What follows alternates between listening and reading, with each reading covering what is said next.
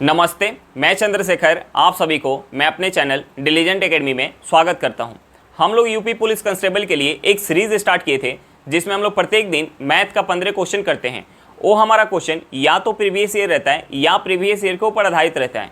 चलिए आज उस सीरीज में हम लोग आगे की तरफ चलते हैं। इससे पहले अगर आप मेरे चैनल पर नए हो तो चैनल को सब्सक्राइब कर लें और बेल आइकन को प्रेस करना बिल्कुल ना भूलें ताकि आपको सबसे पहले लेटेस्ट नोटिफिकेशन मिलता रहे।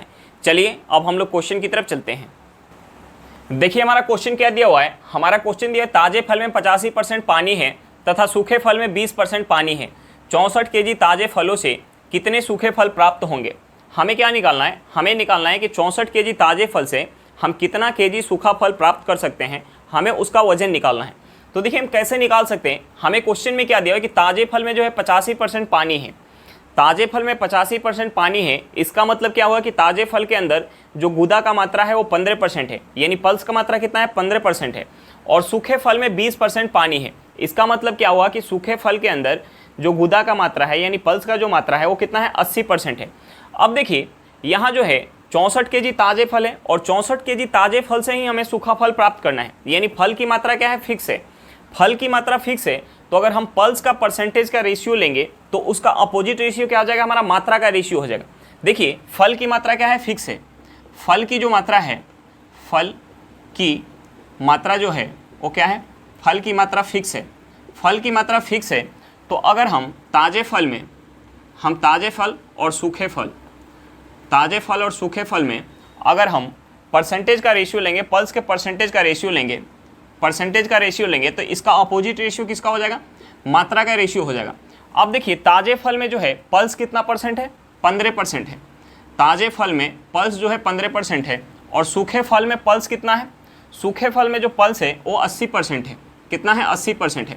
अब देखिए हम इसे 5 से अगर काटेंगे तो ये 5 से चला जाएगा 3 बार में और ये 5 से कितने बार में चला जाएगा 16 बार में। तो देखिए मात्रा का रेशियो क्या हो जाएगा, मात्रा का रेशियो हो जाएगा 16:3। इसका अपोजिट हो जाएगा क्योंकि फल की मात्रा क्या है फिक्स है। तो देखिए मात्रा का रेशियो क्या हो गया, अपोजिट हो गया। अब देखिए ताज़ा फल हमारा कितना है, ताज़ा फल जो है 64 केजी है और यहाँ हमारा ताज़ा फल का मात्रा कितना निकल के आ गया, 16 यूनिट निकल के आया। 16 यूनिट से हम 3 यूनिट जो है सूखा फल प्राप्त कर सकते हैं। तो देखिए हम 64 केजी ताज़ा फल से हम कितना केजी सूखा फल प्राप्त कर सकते हैं। ये जो है 16 का कितना गुना है, 4 गुना है। 16 का 4 गुना है तो हम इसमें भी 4 से गुना करेंगे, यानी 3 में हम 4 से गुना करेंगे तो ये कितना हो जाएगा 12 केजी। यानी हम 64 केजी ताज़ा फल से 12 केजी सूखा फल प्राप्त कर सकते हैं। चलिए क्वेश्चन समझ में आ गया होगा। नेक्स्ट क्वेश्चन पे चलते हैं। देखिए हमारा क्वेश्चन क्या दिया हुआ है। हमारा क्वेश्चन दिया विक्रय मूल्य पर 35% का लाभ हुआ तो वास्तविक लाभ प्रतिशत ज्ञात करें। हमें क्या निकालना है, वास्तविक लाभ प्रतिशत निकालना है। तो देखिए हमने मान लिया कि विक्रय मूल्य यानी एसपी जो है वो 100 रुपया है। हमने मान लिया विक्रय मूल्य जो है 100 रुपया है और 100 रुपये पे 35% का लाभ हो रहा है, यानी प्रॉफिट कितना हो जाएगा, हम इस 100 का 35% निकालेंगे, ये कितना हो जाएगा 35 हो जाएगा। यानी एसपी अगर 100 रुपया है तो प्रॉफिट कितना हो रहा है 35 रुपये का हो रहा है, यानी सीपी कितना होगा। हम एसपी में से अगर प्रॉफिट माइनस करेंगे तो हमारा क्या निकल के आ जाएगा, सीपी निकल के आ जाएगा। यानी 100 में से 35 माइनस करेंगे, ये कितना हो जाएगा 65 हो जाएगा। यानी 65 रुपये पे 35 का लाभ हो रहा है तो हमें यहाँ ओरिजिनल जो है लाभ परसेंट निकालना है। हमें जो है ओरिजिनल लाभ परसेंट निकालना है। कितने का लाभ हो रहा है 35 का, किस पे 65 पे इंटू 100 करेंगे। अब देखिए हम इसे 5 से काटेंगे, ये 5 से जाएगा 7 बार में, ये 5 से जाएगा 13 बार में। यहाँ से हमारा क्या निकल के आ गया, यहाँ से निकल के आ गया 700/13%।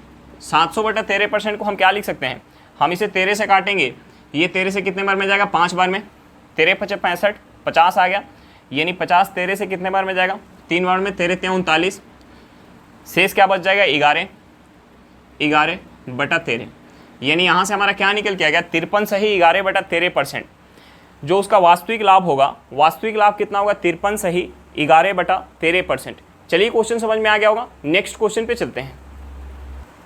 देखिए हमारा क्वेश्चन क्या दिया हुआ है। हमारा क्वेश्चन दिया हुआ है एक व्यक्ति 2 व्यापार में 3:5 से निवेश करता है।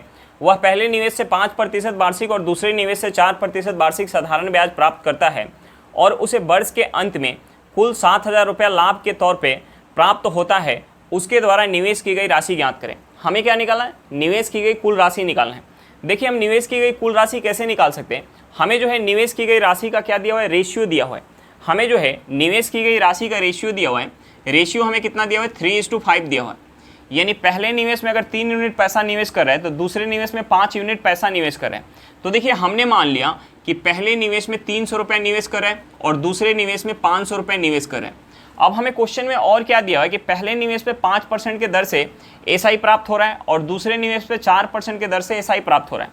अब देखिए पहले निवेश पे हम 5% के दर से अगर एसआई निकालेंगे और दूसरे निवेश पे हम 4% के दर से एसआई निकालेंगे तो देखिए पहले निवेश पे 5% के दर से 1 साल का एसआई कितना मिल जाएगा। हम इस 300 रुपये का 5% निकालेंगे, यहाँ एसआई कितना मिल जाएगा, यहाँ एसआई मिल जाएगा 15 रुपये का। और हम इस 500 रुपये पे 4% के दर से 1 साल का एसआई निकालेंगे, यानी यहाँ एसआई कितना मिल जाएगा, यहाँ एसआई मिल जाएगा 20 रुपया। अब देखिए हमने जब पहला निवेश 300 रुपया मान के रखा और दूसरा निवेश 500 रुपया मान के रखा तो हमें जो है टोटल 1 वर्ष के अंत में कितना एसआई प्राप्त हो रहा है, 15 प्लस का 20 यानी 35 रुपये एसआई प्राप्त हो रहा है। हमें जो है 35 रुपये एसआई प्राप्त हो रहा है। लेकिन हमें क्वेश्चन में क्या दिया कि पूरे वर्ष के अंत में 7,000 रुपये एसआई के रूप में प्राप्त हो रहा है। यानी इस 35% का 35 यूनिट का जो वैल्यू है वो हमें क्वेश्चन में क्या दिया हुआ है, हमें क्वेश्चन में दिया हुआ है 7,000 रुपये। इस 35 यूनिट का वैल्यू हमें क्वेश्चन में कितना दिया है, 7,000 रुपया। तो हम यहाँ से 1 यूनिट का वैल्यू निकाल सकते हैं। हम 1 यूनिट का वैल्यू निकालेंगे, हम इसे 35 से काटेंगे, ये कितने बार में जाएगा, 200 बार में। यानी 1 यूनिट का वैल्यू हमारा क्या निकल के आ गया, 200 रुपया। 1 यूनिट का वैल्यू हमें क्या निकल के आ गया, 200 रुपया। हमें क्या निकालना था, निवेश की गई राशि निकालना था। देखिए निवेश की गई राशि कितना है, 300 और प्लस का 500 यानी कितना है, 800 यूनिट। तो हमें 800 यूनिट का वैल्यू निकालना है, हमें जो है 800 यूनिट का वैल्यू निकालना है। तो देखिए हम इस 200 में 800 से गुना करेंगे, ये कितना हो जाएगा, ये हो जाएगा 16 पे 4 जीरो, कितना हो जाएगा 16 पे 4 जीरो, ये कितना हो गया हमारा 1,60,000 रुपये। यानी निवेश की गई कुल राशि कितना होगी, 1,60,000 रुपये होगी। चलिए क्वेश्चन समझ में आ गया, नेक्स्ट क्वेश्चन पे चलते हैं। देखिए हमारा क्वेश्चन क्या दिया हुआ है, हमारा क्वेश्चन दिया है किसी निश्चित राशि पर 2 वर्ष में 8% प्रति वर्ष ब्याज की दर से लिया गया चक्रवृद्धि ब्याज और साधारण ब्याज का अंतर 3.20 है, मूलधन ज्ञात करें। हमें क्या निकालना, मूलधन निकालना है। तो देखिए हमने बताया था कि ऐसे क्वेश्चन में हम क्या करेंगे, या तो हम सक्सेसिव लगाएंगे या हम जो है प्रिंसिपल कुछ मान लेंगे। अब देखिए हमने जो बताया था कि प्रिंसिपल मानने के लिए हम सबसे पहले क्या करेंगे, जो हमारा रेट परसेंट दिया रहेगा उसे फ्रैक्शन में चेंज करेंगे। अब देखिए हमारा रेट यहाँ क्या दिया हुआ है, 8% दिया हुआ है। हम 8% को अगर फ्रैक्शन में चेंज करेंगे तो ये कितना हो जाएगा, 2/25। 2/25 हमने बताया था कि सबसे पहले रेट परसेंट को फ्रैक्शन में चेंज करेंगे, उसके बाद हम समय देखेंगे। देखिए यहाँ समय हमारा क्या दिया है, 2 वर्ष। जो हमारा समय रहेगा, यानी यहाँ हमारा अगर 2 वर्ष दिया है तो हम क्या करेंगे, हम स्क्वायर करेंगे। अगर हमारा 3 वर्ष दिया रहता है तो हम क्यूब करते। अब देखिए ज़्यादातर क्वेश्चन में जो हमारा फ्रैक्शन निकल के आता था 1/समथिंग निकल के आता था। यानी हमारा अगर 10% दिया रहता था तो वहाँ फ्रैक्शन क्या निकल के आता था, 1/10। तो हम जो है 10 का स्क्वायर करते थे या 10 का क्यूब करते थे। लेकिन हम यहाँ किसका स्क्वायर करें, करेंगे, यहाँ तो हमारा 2/25 निकल के आया। तो देखिए हम जो है यहाँ प्रिंसिपल मान सकते हैं, हम यहाँ प्रिंसिपल मान सकते हैं 25/2 का स्क्वायर। देखिए हम यहाँ जो है 10 का स्क्वायर डायरेक्ट क्यों लिख रहे थे, क्योंकि हम यहाँ 10/1 का स्क्वायर करें या 10 का स्क्वायर करें, हमारा क्या निकल के आएगा, 100 निकल के आएगा। इसीलिए हम क्या करते थे कि जो हमारा 1/समथिंग निकल के आता था, हम उसका अगर हमारा 2 साल का समय दिया रहता था तो स्क्वायर ले लेते थे, 3 साल का समय दिया होता था तो हम वहाँ क्यू ले लेते थे। अब देखिए यहाँ जो है हमारा 2/25 निकल के आया है, तो हम यहाँ प्रिंसिपल क्या मान सकते हैं, 25/2 का स्क्वायर। हम यहाँ 10/1 नहीं लिख रहे थे, लेकिन यहाँ हमें 25/2 लिखना पड़ेगा। हम यहाँ प्रिंसिपल मान सकते हैं 25/2 का स्क्वायर। अब देखिए 25/2 का स्क्वायर करेंगे, ये कितना हो जाएगा, 25 का स्क्वायर 625 और 2 का स्क्वायर कितना हो जाएगा, 4। अब देखिए हमारा प्रिंसिपल जो हो गया 625/4 और रेट कितना हो गया, 2/25। तो देखिए हम 2/25 के दर से 625/4 पे हम ब्याज काउंट करेंगे, 2 साल का चक्रवृद्धि ब्याज और साधारण ब्याज। हम जो है 2 साल का चक्रवृद्धि ब्याज और साधारण ब्याज काउंट करेंगे। तो देखिए हम सबसे पहले साधारण ब्याज काउंट करते हैं। 625/4 पे अगर 2/25 के दर से हम साधारण ब्याज निकालेंगे तो पहले साल हमें कितना मिल जाएगा, 25/2। दूसरे साल भी हमें साधारण ब्याज क्या मिलेगा, बराबर मिलेगा, यानी दूसरे साल भी हमें मिल जाएगा 25/2। जब हम चक्रवृद्धि ब्याज निकालते हैं तो पहले साल हमें 2/25 के दर से 625/4 पे कितना मिल जाएगा, 25/2 मिल जाएगा। दूसरे साल हमें प्रिंसिपल पे तो 25/2 मिलेगा ही, प्लस का हमें क्या मिलेगा, जो पहले साल हमें ब्याज मिल चुका है उस ब्याज पे भी 2/25 के दर से हमें ब्याज मिलेगा। यानी इस 25/2 का हम 2/25 निकालेंगे, ये कितना हो जाएगा, 1 हो जाएगा। अब देखिए यहाँ से हमारा CI माइनस SI क्या निकल के आया, यहाँ से CI और SI का अंतर हमारा निकल के आया 1। अब देखिए हमने जो है प्रिंसिपल क्या मान के रखा है 625/4, तो हमारा CI माइनस SI निकल के आया 1। लेकिन हमें क्वेश्चन में CI माइनस SI कितना दिया हुआ है, हमें क्वेश्चन में दिया है 3.20, यानी इस 1 यूनिट का जो वैल्यू है वो हमें क्वेश्चन में दिया है 3.20। तो हमें क्या निकालना है, हमें निकालना है 625/4 यूनिट का वैल्यू। तो देखिए 625/4 यूनिट का वैल्यू क्या हो जाएगा, हम जो है इसमें गुना करेंगे, हम इसमें गुना करेंगे 3.2 में अगर गुना करेंगे 625/4 से, तो देखिए ये 4 से कितने बार में चला जाएगा, 0.8 बार में चला जाएगा। अब देखिए 0.8 से अगर हम गुना करेंगे, 0.8 से अगर हम गुना करेंगे 625 में, तो ये कितना हो जाएगा, हम इसमें 8 से गुना करेंगे, 8 + 40 के 0 हाथ में 4, 16 4 20 हाथ में 2, 8 6 48, 48 2 50, 50। अब देखिए ये जो है एक अंक के बाद हमारा पॉइंट था, तो हम यहाँ एक अंक के बाद पॉइंट लगाएंगे, यानी यहाँ से हमारा प्रिंसिपल क्या निकल के आ गया, 500 रुपया। हमारा प्रिंसिपल क्या निकल के आ गया, 500 रुपये निकल के आ गया। चलिए क्वेश्चन समझ में आ गया होगा, नेक्स्ट क्वेश्चन पे चलते हैं। देखिए हमारा क्वेश्चन क्या दिया हुआ है, हमारा क्वेश्चन दिया है 24 आदमी किसी काम को 20 दिनों में कर सकते हैं, तो 15 आदमी उसी काम को कितने दिनों में समाप्त करेंगे। देखिए हम यहाँ क्या करेंगे, हम यहाँ MDH फार्मूला का यूज़ करेंगे। हमें क्वेश्चन में क्या दिया हुआ है कि 24 आदमी किसी काम को 20 दिनों में कर रहा है, 24 आदमी किसी काम को 20 दिनों में कर रहा है, तो हमसे पूछ रहा है 15 आदमी, हमसे पूछ रहा है 15 आदमी उसी काम को कितना दिन में करेगा, उसी काम को कितना दिन में करेगा। तो देखिए हमें यहाँ क्या निकालना है, हमें D का वैल्यू निकालना है। देखिए यहाँ हमारा M से M कट जाएगा, हम यहाँ अगर काटेंगे इसे, हम इसे अगर काट लेंगे अगर 3 से, तो ये 3 से 8 बार में जाएगा, ये 3 से कितने बार में जाएगा, 5 बार में। हम इसे 5 से काटेंगे तो कितने बार में जाएगा, 4 बार में। यानी यहाँ से हमारा D क्या निकल के आ गया, 8 चौका 32, यानी उसी काम को 15 आदमी मिलके कितना दिन में कर सकते हैं, 32 दिन में कर सकते हैं। चलिए क्वेश्चन समझ में आ गया होगा, नेक्स्ट क्वेश्चन पे चलते हैं। देखिए हमारा क्वेश्चन क्या दिया हुआ है, हमारा क्वेश्चन दिया 2 नल एक टंकी से जुड़े हुए हैं, प्रत्येक नल 24 मिनट तथा 30 मिनट में टंकी को भर सकता है। एक आदमी दोनों नल को एक साथ खोलता है और गलती से एक निकास नल भी खोल देता है। 5 मिनट बाद उसे पता चलता है कि निकास नल भी खुला है, तब वह बंद करता है तथा कुल 15 मिनट में टंकी भर जाती है। 20% पानी से भरी टंकी को खाली करने में कितना समय लगेगा। तो देखिए हम सबसे पहले क्या करेंगे, जो हमारा समय दिया हुआ है कि एक नल जो है 24 मिनट में भर रहा है और दूसरा जो है 30 मिनट में भर रहा है, तो हम सबसे पहले इस समय का एलसीएम निकालेंगे। सबसे पहले हम 24 और 30 का हम एलसीएम निकालेंगे। 24 और 30 का एलसीएम कितना हो जाएगा, 24 और 30 का एलसीएम हो जाएगा 120। 24 और 30 का एलसीएम कितना हो जाएगा, 120। हम टंकी की धारिता मान लेंगे 120 यूनिट, टंकी की धारिता मान लेंगे 120 यूनिट। अब देखिए हमें क्वेश्चन में दिया हुआ है कि 2 नल जो है टंकी से जुड़े हुए हैं, तो हमने दोनों नल का नाम मान लिया, A और B। ए जो है टंकी को 24 मिनट में भर रहा है, ए जो है टंकी को 24 मिनट में, और बी जो है टंकी को 30 मिनट में भर रहा है।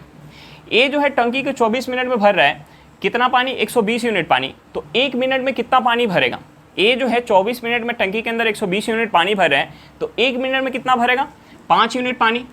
बी जो है 30 मिनट में अगर टंकी के अंदर 120 यूनिट पानी भर रहा है, तो 1 मिनट में कितना भरेगा, 4 यूनिट पानी।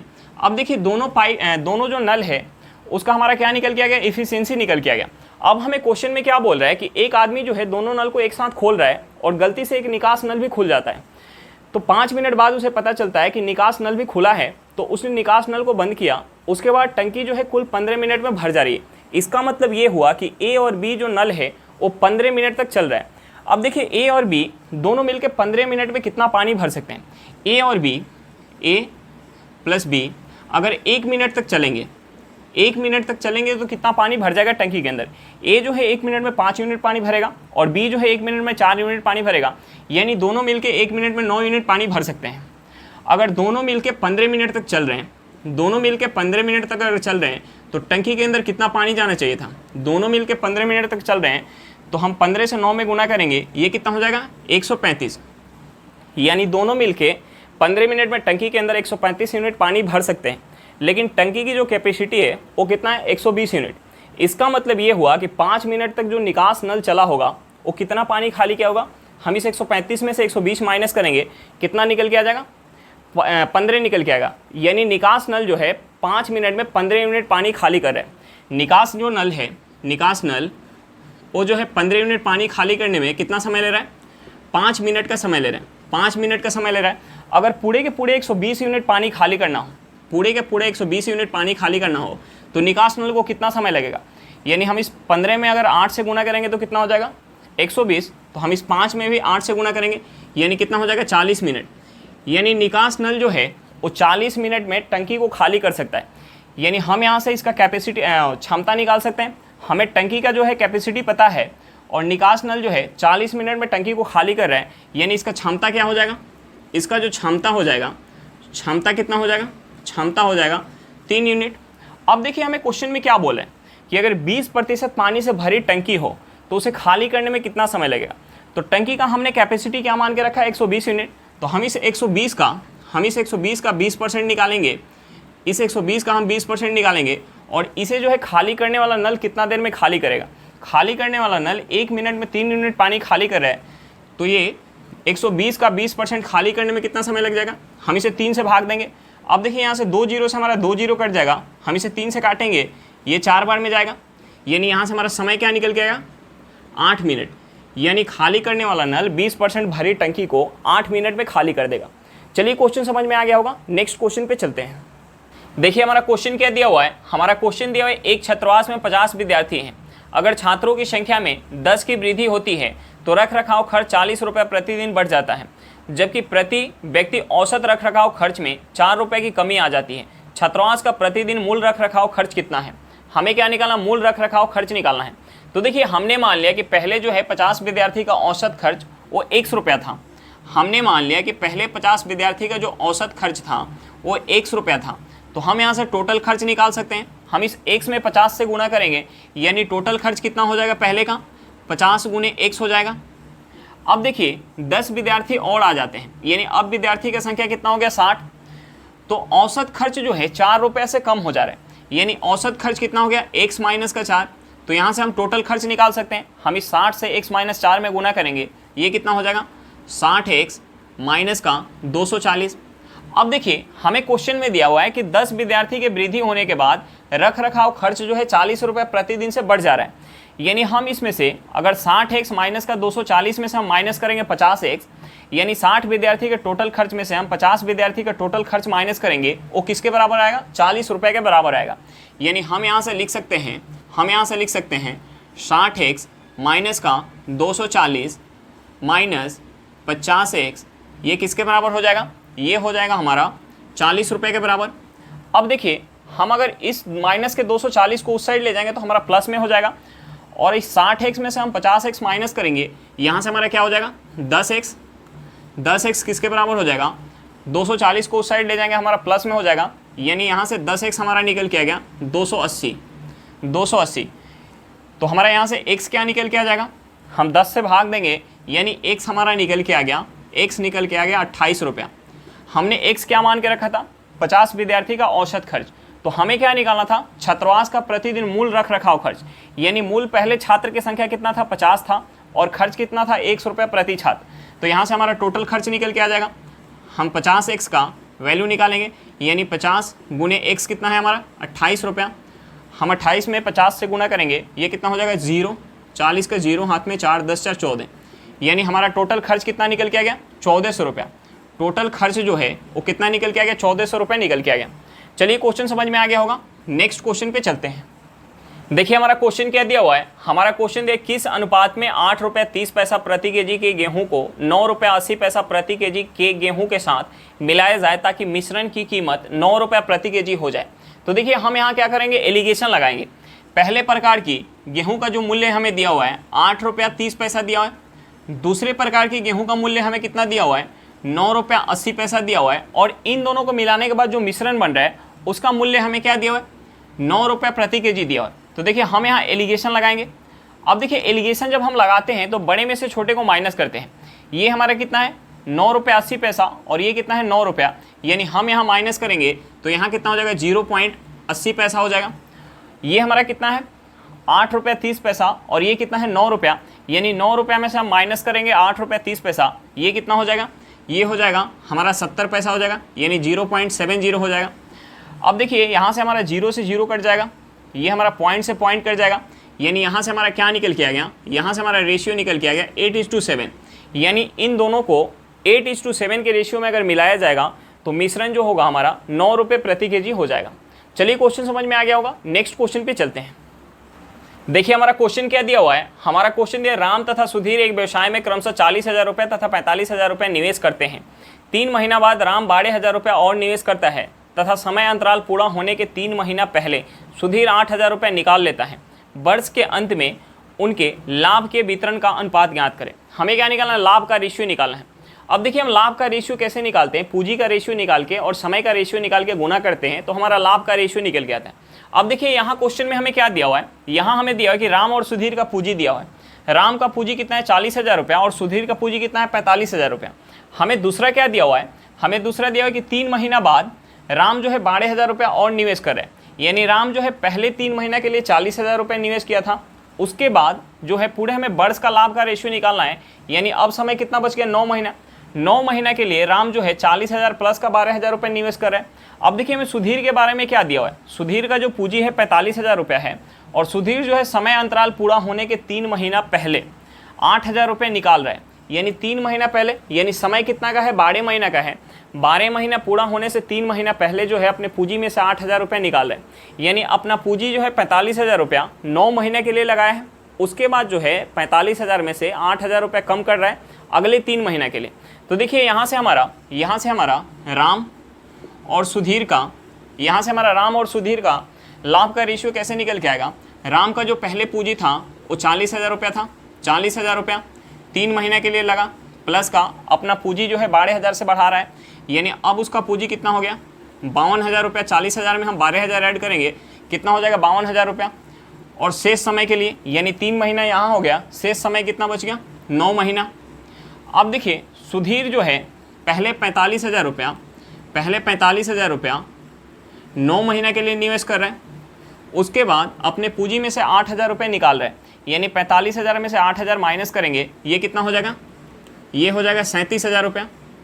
37,000 रुपया जो है 37,000 रुपया कितने महीने के लिए लगा रहे हैं, 3 महीने के लिए। अब देखिए हम यहाँ से 3 जीरो कॉमन ले सकते हैं और यहाँ से भी 3 जीरो कॉमन ले सकते हैं। यानी हमारा 3 जीरो से 3 जीरो क्या हो जाएगा, कट जाएगा। 3 जीरो से 3 जीरो हमारा क्या हो जाएगा, कट जाएगा। अब देखिए हम यहाँ से 3 कॉमन ले सकते हैं और यहाँ से भी हम 3 कॉमन ले सकते हैं। यानी 3 से हमारा 3 कट जाएगा, यहाँ से 3 कॉमन लेंगे, ये हमारा 3 कट गया। यहाँ से 3 कॉमन लेंगे, 3 बच जाएगा। यहाँ से 3 कॉमन लेंगे, 3 बच जाएगा। यहाँ से हमारा 3 कट जाएगा। अब देखिए यहाँ हमारा क्या बच गया, यहाँ बच गया 40 प्लस का 52 गुने 3। 52 में 3 से गुना करेंगे, ये कितना हो जाएगा 156। ये हमारा कितना हो गया 45 गुने 3। 45 में 3 से गुना करेंगे, कितना हो जाएगा 135 प्लस का 37। अब देखिए हम इसे ऐड करेंगे, 40 को अगर हम 156 में ऐड करेंगे, ये कितना हो जाएगा 196। और हम यहाँ ऐड करेंगे 135 में 137 ऐड करेंगे, यानी 35 दूनी कितना होता है 70, ये हो जाएगा 170 और 2 कितना हो जाएगा 172। अब देखिए हम इसे 4 से काट सकते हैं, हम इसे 4 से काटेंगे तो ये 4 से कितने बार में जाएगा, ये 4 से 4 बार में जाएगा। 4 से 4 बार में हाथ में कितना आ जाएगा, 4 चौका 16 यानी 3 36, यानी 9 बार में जाएगा। हम इसे 4 से काटेंगे तो ये 4 से 4 बार में जाएगा, हाथ में एक कितना आ जाएगा, ये 4 बार में जाएगा 16, हाथ में एक यानी 12, ये 3 बार में चला जाएगा। यहाँ से हमारा रेशियो क्या आ गया, राम और सुधीर का लाभ का रेशियो हमारा क्या निकल के आ गया 49:43। चलिए क्वेश्चन समझ में आ गया होगा, नेक्स्ट क्वेश्चन पे चलते हैं। देखिए हमारा क्वेश्चन क्या दिया हुआ है, हमारा क्वेश्चन दिया 6 घंटियाँ एक साथ बजनी आरंभ हुई यदि ये घंटियाँ क्रमशः 2, 4, 6, 8, 10 तथा 12 सेकेंड के अंतराल से बजे तो 30 मिनट में कितनी बार साथ बजेगी।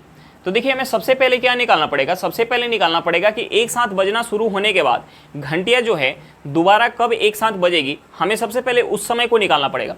तो देखिए हम उस समय को कैसे निकाल सकते हैं, हमें क्वेश्चन में जो दिया हुआ है कि पहली जो घंटी है 2 सेकेंड के अंतराल पर बज रही है, दूसरी घंटी जो है 4 सेकेंड के अंतराल पर बज रही है, तीसरी जो है 6 सेकेंड के अंतराल पर बज रही है, चौथी जो है 8 सेकेंड के अंतराल पर बज रही है, पाँचवीं जो है 10 सेकेंड के अंतराल पर बज रही है और छठी जो है वो 12 सेकेंड के अंतराल पर बज रही है। तो तो हम सबसे पहले इस समय का क्या करेंगे, एलसीएम निकालेंगे। जो हमारा एलसीएम निकल के आएगा वही क्या होगा, दोबारा एक साथ बजने का समय होगा। तो देखिए हम एलसीएम निकालने के लिए सबसे पहले क्या करते हैं, हम एलसीएम निकालने के लिए सबसे बड़े नंबर का सबसे पहले फैक्टर करते हैं। तो हम 12 का फैक्टर करेंगे, कितना हो जाएगा, 2 गुने 2 गुने 3, ये कितना हो गया, 12 हो गया। अब उससे बाद हमारा कौन सा नंबर है, 12 के बाद हमारा जो नंबर है वो 10 है, यानी हम 10 का फैक्टर करेंगे, 10 का फैक्टर करेंगे, ये कितना हो जाएगा, 2 गुने 5, यानी 2 हमारा यहाँ पे है, यानी हमें 5 से गुना करना पड़ेगा, हमें 5 से गुना करना पड़ेगा। उसके बाद नंबर कौन सा है हमारा, 8 है। 8 का जो है फैक्टर क्या होता है, 2 गुने 2 गुने 2, यानी 2 हमारा 2 है, एक 2 और लेना पड़ेगा। उसके बाद हमारा संख्या कौन सा है, 6, यानी 6 क्या होता है फैक्टर, 2 गुने 3, 2 गुने 3 हमारा यहाँ पे है। उसके बाद क्या है, 4, 4 क्या फैक्टर क्या होता है, 2 गुने 2, यानी 2 गुने 2 हमारा यहाँ पे है, 2 यानी 2 हमारा यहाँ पे अवेलेबल है। अब देखिए हम इसमें गुना कर लेंगे, हमारा एलसीएम निकल के आ जाएगा। यहाँ से हमारा एलसीएम क्या हो जाएगा, हमारा जो एलसीएम हो जाएगा, हम गुना करेंगे, 2 गुने 2 4, 4 3 12, 12 5 60, 60 में 2 से गुना करेंगे, कितना हो जाएगा, 120।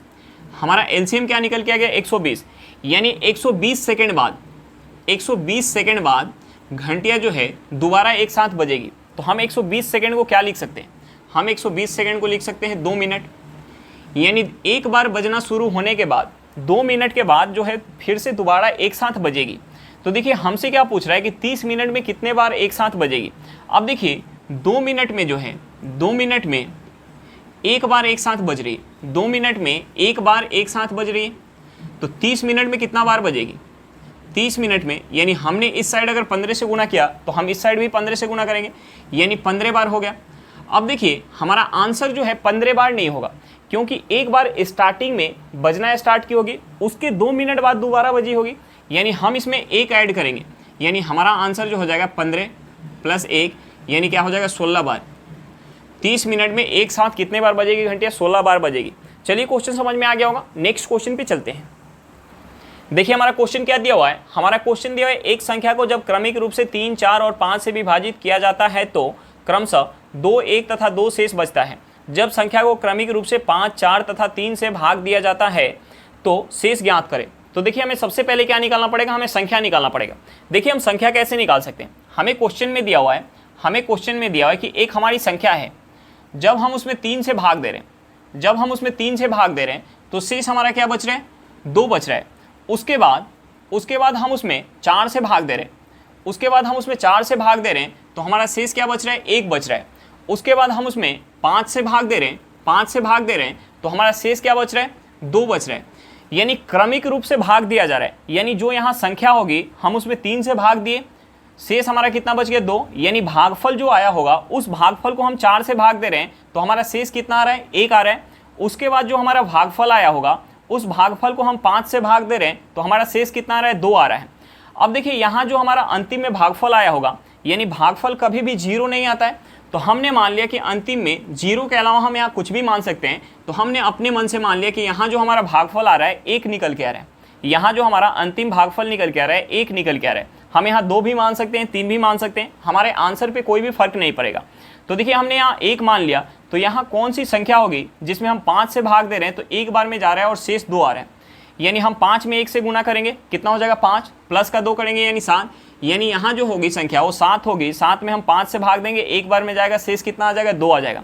अब देखिए यहाँ जो संख्या है उसे हम 4 से भाग दे रहे हैं तो 7 बार में जा रही है और शेष 1 आ रहा है, यानी यहाँ संख्या क्या हो सकती है, 7 में हम 4 से गुना करेंगे, कितना हो जाएगा 28, प्लस का 1 करेंगे, कितना हो जाएगा 29, यानी यहाँ जो संख्या है वो क्या है, 29 है। अब देखिए यहाँ जो संख्या है उसे हम 3 से भाग दे रहे हैं तो 29 बार में जा रही है और शेष कितना आ रहा है, 2 आ रहा है, यानी यहाँ संख्या क्या हो सकती है, हम इस 29 में 3 से गुना करेंगे, कितना हो जाएगा 87, 87 में 2 ऐड करेंगे, कितना हो जाएगा, ये हो जाएगा 89। अब देखिए हमें संख्या पता चल गया, हमें जो है संख्या पता चल गया। अब हमसे क्या पूछ रहा था, हमसे पूछ रहा है कि इसी संख्या को, हमसे पूछ रहा है कि इसी संख्या को अगर हम 5 से भाग दें, उसके बाद हम 4 से भाग दें, 4 से भाग दें, उसके बाद हम 3 से भाग दें, 3 से भाग दें तो हमारा शेष कितना बचेगा। तो देखिए हम इसमें 5 से भाग देंगे, हम इसमें 5 से भाग देंगे तो ये 5 से कितने बार में जाएगा, ये 5 से हमारा चला जाएगा, 5 से एक बार में, हाथ में कितना आ गया 3, यानी 39, 39 5 से कितने बार में जाएगा, 7 बार में, यानी शेष कितना बच गया, 4 बच गया। यहाँ क्या आ गया हमारा 17, यहाँ क्या आ गया 17। अब देखिए 17 को हम जब 4 से भाग देंगे हम 17 को 4 से भाग देंगे, यानी 4 चौका 16 होता है, यानी यहाँ शेष क्या बच गया, 1 बच गया। ये कितने बार में जाएगा, 4 बार में। अब देखिए हम 3 से 4 में भाग देंगे, ये कितने बार में जाएगा, 1 बार में। शेष क्या बच जाएगा, 1 बच जाएगा। शेष क्या बच जाएगा, 1 बच जाएगा। हमसे पूछ रहा था कि उसी संख्या को 5, 4 और 3 से भाग दिया जाए क्रमिक रूप से, तो शेष क्या बचेगा। हमारा आंसर क्या निकल के आएगा, हमारा आंसर निकल के आ गया 4, 1 और 1। शेष क्या हो जाएगा, शेष जो हो जाएगा 4, 1 और 1। हमारा आंसर क्या निकल के आ गया कि अगर उस संख्या को क्रमिक रूप से 5, 4 और 3 से भाग दिया जाए तो शेष क्रमशः कितना बच जाएगा, 4, 1 और 1 बच जाएगा। चलिए क्वेश्चन समझ में आ गया होगा, नेक्स्ट क्वेश्चन पे चलते हैं। देखिए हमारा क्वेश्चन क्या दिया हुआ है, हमारा क्वेश्चन दिया एक वृत्त की त्रिज्या 9 सेंटीमीटर है और इस वृत्त में एक जीवा की लंबाई 14 सेंटीमीटर है। केंद्र से जीवा की दूरी ज्ञात करें। हमें क्या निकालना है, केंद्र से जीवा की दूरी निकालना है। देखिए एक हमारा वृत्त दिया हुआ है, एक हमारा वृत्त है जिसका हमें रेडियस क्वेश्चन में दिया हुआ 9 सेंटीमीटर और वृत्त के अंदर एक जीवा दिया हुआ है जिसकी लंबाई हमें दिया हुआ 14 सेंटीमीटर। वृत्त के अंदर जो जीवा है, हमने मान लिया कि ए बी एक जीवा है, वृत्त के अंदर एक ए बी जीवा है जिसका लंबाई हमें 14 सेंटीमीटर दिया हुआ है। वृत्त का केंद्र जो है ओ है। अब देखिए ओ बिंदु से अगर हम ए को मिलाएंगे तो ये हमारा क्या बन जाएगा, वृत्त का रेडियस। वृत्त का रेडियस हमें कितना दिया हुआ, 9 सेंटीमीटर। अगर हम ओ बिंदु से बी बिंदु को मिलाएंगे तो ये हमारा क्या बन जाएगा, वृत्त का रेडियस। वृत्त का रेडियस कितना दिया हुआ, 9 सेंटीमीटर। अब देखिए एक हमारा थ्योरम होता है कि अगर हम वृत्त के केंद्र से जीवा पर लंब डालते हैं तो जो हमारा लंब होता है वो जीवा को 2 बराबर भागों में बांटता है। यानी हम यहाँ से अगर लंब डालेंगे, हम यहाँ से एक लंब डालेंगे, हमने मान लिया इस बिंदु को सी, तो ये जो लंब होगा जीवा को 2 बराबर भागों में बांटेगा। यानी हमें पूरे जीवा की लंबाई क्वेश्चन में दिया हुआ 14 सेंटीमीटर, यानी ये कितना हो गया, ये हो गया 7 सेंटीमीटर और ये भी हो गया 7 सेंटीमीटर। अब देखिए ये जो हमारा एक त्रिभुज है ओ सी बी, ये एक त्रिभुज कैसा बन गया, समकोण त्रिभुज। तो देखिए हम समकोण त्रिभुज में अगर हमें आधार पता हो और कर्ण पता हो तो हम लंब निकाल सकते हैं। हमें जो है ओसी की लंबाई निकालना है, हमें जो है केंद्र से जीवा की दूरी निकालना है, यानी हमें ओसी की लंबाई निकालना है।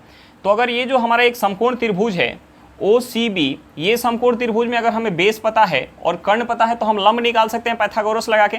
यानी ओसी की जो लंबाई हो जाएगी वो क्या हो जाएगी, वो हो जाएगी रूट अंडर कर्ण स्क्वायर यानी 9 का स्क्वायर माइनस आधार स्क्वायर यानी 7 का स्क्वायर। 9 का स्क्वायर कितना हो जाएगा, 9 का स्क्वायर 81 हो जाएगा और 7 का स्क्वायर कितना हो जाएगा, 49। 81 में से 49 माइनस करेंगे, ये कितना हो जाएगा, 32। हम इसे क्या लिख सकते हैं, हम इसे लिख सकते हैं, ये हमारा क्या हो जाएगा, 4 गुने 4 गुने कितना हो जाएगा, 2 हो जाएगा, यानी 1 4 बाहर हो जाएगा, यानी 4 रूट 2 सेंटीमीटर। केंद्र से जीवा की हमारी दूरी क्या निकल के आ गई, 4 रूट 2 सेंटीमीटर। चलिए क्वेश्चन समझ में आ गया होगा, नेक्स्ट क्वेश्चन पे चलते हैं। देखिए हमारा क्वेश्चन क्या दिया हुआ है, हमारा क्वेश्चन दिया 66 किलोमीटर पर घंटा की गति से 410 मीटर लंबे प्लेटफॉर्म को एक रेलगाड़ी 30 सेकंड में पार करती है। रेलगाड़ी की लंबाई कितनी है, हमें क्या निकालना है, रेलगाड़ी की लंबाई निकालना है। देखिए जब भी कोई रेलगाड़ी किसी प्लेटफॉर्म को पार करती है, किसी दूसरे पे रेलगाड़ी को पार करती है, किसी पुल को पार करती है, तो उस केस में रेलगाड़ी जो है अपनी लंबाई प्लस की जिसे पार करती है उसकी लंबाई के बराबर दूरी चलती है। अब देखिए हमें क्वेश्चन में दिया हुआ कि रेलगाड़ी जो है प्लेटफॉर्म को पार कर रही है और 66 किलोमीटर पर घंटा की स्पीड से पार कर रही है और 30 सेकंड का समय लग रहा है पार करने में। तो देखिए हम यहाँ से ये निकाल सकते हैं कि 66 किलोमीटर पर घंटा की स्पीड से 30 सेकंड में रेलगाड़ी कितना दूरी चलेगी। जो हमारा दूरी निकल के आएगा वो दूरी किसके बराबर होगा, रेलगाड़ी की लंबाई प्लस के प्लेटफॉर्म की लंबाई के बराबर होगा। अब देखिए हमें प्लेटफॉर्म की लंबाई दिया हुआ है तो हम वहाँ से रेलगाड़ी की लंबाई निकाल सकते हैं। तो देखिए हम सबसे पहले निकालेंगे कि 30 सेकंड में रेलगाड़ी कितना दूरी चलेगी। अब देखिए ये जो हमारा स्पीड दिया हुआ है किलोमीटर पर घंटा में दिया हुआ है, तो हमें इसे सबसे पहले मीटर पर सेकंड में चेंज करना पड़ेगा। हमारा जो स्पीड दिया हुआ है 66 किलोमीटर पर घंटा, तो हमें सबसे पहले इसे मीटर पर सेकंड में चेंज करना पड़ेगा। यानी हम इस 66 में गुना करेंगे 5/18 से, 5/18 से ये हमारा चेंज हो जाएगा मीटर पर सेकंड में। अब देखिए हम यहाँ से 6 से काट लेते हैं, ये 6 से जाएगा 11 बार में, ये 6 से कितने बार में जाएगा, 3 बार में। यानी यहाँ से हमारा क्या हो गया, 11 गुने 5/3 मीटर पर सेकंड, मीटर पर सेकंड। अब देखिए हमें दूरी निकालना था, हमें जो है दूरी निकालना था कि 30 सेकंड में दूरी कितना चलेगी, यानी 30 गुने 11 गुने 5/3 करेंगे। हम इसे काटेंगे, ये 10 बार में जाएगा 3 से, यानी यहाँ से हमारा क्या निकल के आ गया, 11 × 5 = 55, 55 में 10 से गुना करेंगे, यानी ये हो जाएगा 550 मीटर। टोटल दूरी क्या निकल के आ गया, 550 मीटर। अब देखिए हमें प्लेटफॉर्म की लंबाई क्वेश्चन में दिया हुआ है तो हम ट्रेन की लंबाई निकाल सकते हैं। यानी जो रेलगाड़ी की लंबाई होगी, रेलगाड़ी की जो लंबाई होगी, रेलगाड़ी की जो लंबाई होगी, रेलगाड़ी की लंबाई क्या होगी, हम इसमें से माइनस करेंगे 550 में से माइनस करेंगे 410, यानी ये कितना हो जाएगा, ये हो जाएगा 140 मीटर। रेलगाड़ी की लंबाई हमारा क्या निकल के आ गया, 140 मीटर। चलिए क्वेश्चन समझ में आ गया होगा, नेक्स्ट क्वेश्चन पे चलते हैं। देखिए हमारा क्वेश्चन क्या दिया हुआ है, हमारा क्वेश्चन दिया है एक नाव शांत जल में 12 किलोमीटर की दूरी 40 मिनट में तय कर सकती है। यदि धारा की चाल 2 किलोमीटर पर घंटा हो तो अनुप्रवाह में एक स्थान से दूसरे स्थान तक जाने तथा दूसरे स्थान से पहले स्थान पर आने में वह किस औसत चाल से चलेगी। हमें क्या निकालना है, एवरेज स्पीड निकालना है। देखिए नाव जो है एक बार अनुप्रवाह में जा रही है, अनुप्रवाह में जा रही है, तो एक बार जब वापस आई होगी तो ऊर्ध्व प्रवाह में आई होगी। अब देखिए अनुप्रवाह का मतलब क्या होता है, धारा के साथ, और ऊर्ध्व प्रवाह का मतलब क्या होता है, धारा के विपरीत। जब नाव धारा के साथ जाती है तो वहाँ क्या होता है, नाव और धारा का स्पीड ऐड होता है। जब नाव धारा के विपरीत जाती है तो वहाँ क्या होता है, नाव और धारा का स्पीड माइनस होता है।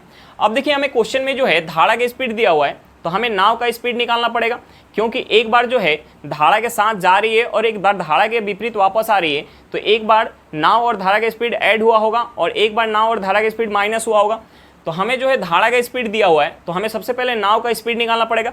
अब देखिए हम नाव का स्पीड कैसे निकाल सकते हैं, हमें क्वेश्चन में दिया हुआ है, हमें क्वेश्चन में दिया हुआ है कि शांत जल में नाव जो है 12 किलोमीटर की दूरी 40 मिनट में तय करी। यानी हमारा यहाँ से x क्या निकल के आ जाएगा, 12 किलोमीटर का दूरी जो है 40 मिनट में चल रही है। तो हम यहाँ से स्पीड निकाल सकते हैं। हम यहाँ से इस मिनट को हम घंटा में चेंज करेंगे, यानी यहाँ से हो जाएगा 12 × 60/40 किलोमीटर पर घंटा। 0 से 0 कट जाएगा, हम इसे 4 से काटेंगे, 3 बार में जाएगा, यानी यहाँ से हमारा x निकल के आ गया 18 किलोमीटर पर घंटा। और y हमें क्वेश्चन में क्या दिया है, यानी धारा का स्पीड हमें दिया है 2 किलोमीटर पर घंटा, y हमें क्वेश्चन में दिया हुआ है 2 किलोमीटर पर घंटा। अब देखिए नाव जो है एक बार अनुप्रवाह जा रही है, यानी x + y की स्पीड से गई होगी, x + y की स्पीड से जाएगी, तो हम 18 और 2 को ऐड करेंगे, कितना हो जाएगा 20 किलोमीटर पर घंटा। यानी एक बार जब नाव गई है तो 20 किलोमीटर पर घंटा के स्पीड से, और एक बार ऊर्ध्व प्रवाह में वापस आएगी, यानी x - y की स्पीड से आएगी। x - y करेंगे, यानी 18 में से 2 माइनस करेंगे, कितना हो जाएगा 16 किलोमीटर पर घंटा। अब देखिए नाव जो जा रही है 20 किलोमीटर पर घंटा की स्पीड से और वापस आ रही है 16 किलोमीटर पर घंटा की स्पीड से, हमें क्या निकालना है, एवरेज स्पीड। हमें क्या निकालना है, हमें जो निकालना है एवरेज स्पीड निकालना है। देखिए हम एवरेज स्पीड कैसे निकालेंगे, 2 स्पीड हमारा दिया हुआ है, तो फार्मूला क्या होता है 2 × x × y/x + y, यानी यहाँ हो जाएगा 2 × 20 × 16 बटा क्या हो जाएगा 20 + 16। यहाँ से हम लिख सकते हैं 2 × 20 × 16 बटा ये क्या हो जाएगा 36 हो जाएगा। हम इसे 4 से काटेंगे, ये 4 से 5 बार में जाएगा, ये 4 से 9 बार में जाएगा। यहाँ से हम क्या लिख सकते हैं, हम यहाँ से लिख सकते हैं 2 में अगर 5 से गुना करेंगे कितना हो जाएगा 10, 10 में 16 से गुना करेंगे कितना हो जाएगा 160, 160 बटा 9 किलोमीटर पर घंटा।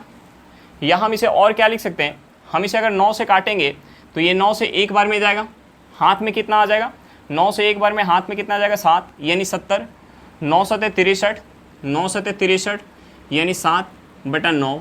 यहाँ से हमारा क्या निकल के आ गया 17 सही 7/9 किलोमीटर पर घंटा। चलिए क्वेश्चन समझ में आ गया होगा, नेक्स्ट क्वेश्चन पे चलते हैं। देखिए एक हमारा छोटा सा सिंप्लीफिकेशन दिया हुआ है, हम इसे सॉल्व करते हैं। देखिए हमारा क्या दिया हुआ है 3 सही 1/3 प्लस 33 सही 1/3 plus dash dash dash plus 3,33,333 सही 1/3 इक्वल टू क्या होगा। देखिए यहाँ कितना 3 है, यहाँ 1 है, यहाँ कितना है 2 है, और यहाँ कितना है 6 है, यानी ऐसे करके कितना टर्म होगा 6 टर्म होगा। यानी हम यहाँ से लिख सकते हैं 3 सही 1/3 प्लस 33 सही 1/3 प्लस 333 सही 1/3 प्लस का 3,333 सही 1/3 प्लस का 33,333 सही 1/3 प्लस का 3,33,333 सही 1/3। अब देखिए यहाँ से हम क्या लिख सकते हैं, हम यहाँ से लिख सकते हैं 3 + 33 plus 333 plus 3,333 3,333 3,333 plus 33,333 plus 3,33,333 plus का क्या हो जाएगा, ये प्लस का हो जाएगा, ये देखिए 1/3 प्लस 1/3 प्लस 1/3 प्लस 1/3, ये कितने बार है, 6 बार है।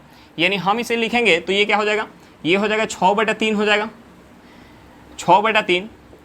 यहाँ से हमारा क्या हो जाएगा, ये हो जाएगा 3 plus 33 plus 333 plus 3,333 plus 33,333 plus 3,33,333 plus का ये क्या हो जाएगा, ये हो जाएगा 2। देखिए हम इसे ऐड करेंगे तो ये हमारा हो जाएगा 3,70,370,370। ये कितना हो जाएगा, 3,70,370। हम इसे ऐड करेंगे तो कितना हो जाएगा, 3,70,370। चलिए क्वेश्चन समझ में आ गया होगा। आज के लिए इतना ही, फिर मिलते हैं नेक्स्ट क्लास में। अगर क्लास अच्छा लगे तो क्लास को लाइक करिएगा, अगर आप मेरे चैनल पर नए हो तो चैनल को सब्सक्राइब करिएगा और क्लास को अपने दोस्तों के साथ शेयर करना बिल्कुल मत भूलिएगा। चलिए बाय बाय।